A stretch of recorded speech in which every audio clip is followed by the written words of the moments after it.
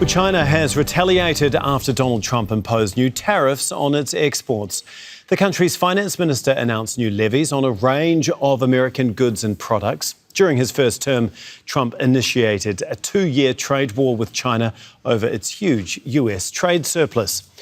Well, for the very latest, we're joined now by Jessica Washington, who is in Beijing for us. And Jess, can you just talk us through this relatively swift response from China?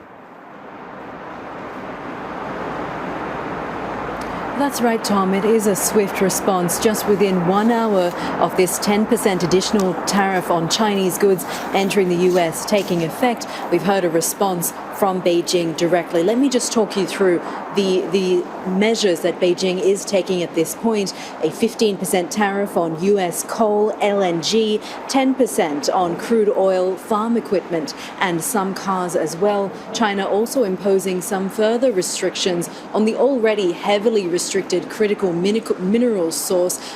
Those are, of course, crucial for manufacturing many consumer devices like phones, but also advanced chips needed for manufacturing as well. The important thing to note, though, Tom, is the timing. These restrictions, these controls on US goods entering the Chinese market will only take effect from February 10th. What we can glean from that is China has given the US essentially a week. It seems to be that Beijing is saying to the US, that Xi Jinping is saying to Donald Trump, that they would like to negotiate before things escalate. At the same time, this is an opportunity for Beijing to flex some of its economic might, showing the range of tools that it has in its kit: export controls, import controls, making it potentially more difficult for US firms to operate here in mainland China. So that certainly sends a message to the domestic audience as well, that China will not simply take this situation, that whatever Donald Trump is trying to do to China, that it will have a firm response if needed.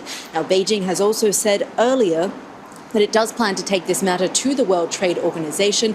We did hear from the White House that Donald Trump says that he is expected to talk with China's President Xi Jinping within the space of this week. We haven't heard confirmation about that from Beijing at this point. It's worth also noting the areas of strength in China's economy, which might allow it some flexibility as it tries to seek these negotiations. Of course, there are some difficulties facing China's economy in a domestic sense: low consumer spending, unemployment, property sector crisis. But if we look at exports remain a key area of strength. China has done very well in looking for opportunities outside of the US. That's as a result of lessons learned from the first Trump administration. China recorded a trade surplus in 2024 of almost $1 trillion. And that's as a result of expanding ties with places like Southeast Asia, Central Asia, Africa as well. And also many Chinese firms, of course, have felt the hit of these US tariffs that have been in place for a number of years, and they've taken mechanisms to ensure that they can reduce the impact, things like moving their manufacturing to places like Vietnam and Malaysia, and also expanding their offshoring operations. Jess, you touched on this a little bit there, but obviously this isn't the first time that Trump has imposed tariffs on China. He did so in his first term. Can you just elaborate a little bit on how China has boosted its trade with other countries to compensate for what is happening with the US-China relationship?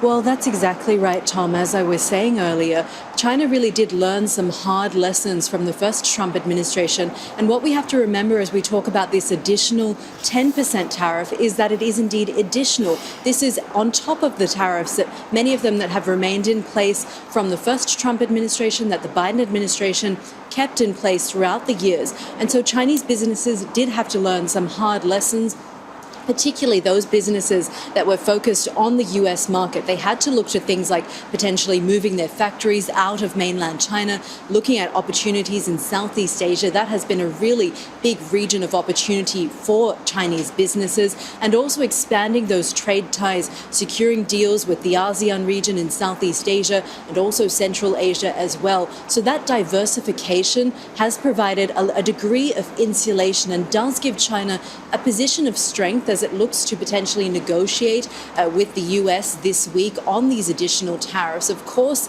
these tariffs will have an impact on Chinese businesses, although we often hear the perspective that it's US businesses, it's US consumers that pay the brunt of these tariffs. They do, of course, have an impact on Chinese businesses as well, but some of that impact may be mitigated by the fact that exports are a key area of strength for the Chinese economy because of the diversification that we have seen bolstered in recent years. OK, thank you so much, Jess. Jessica Washington for us there in Beijing. Make sure to subscribe to our channel to get the latest news from Al Jazeera.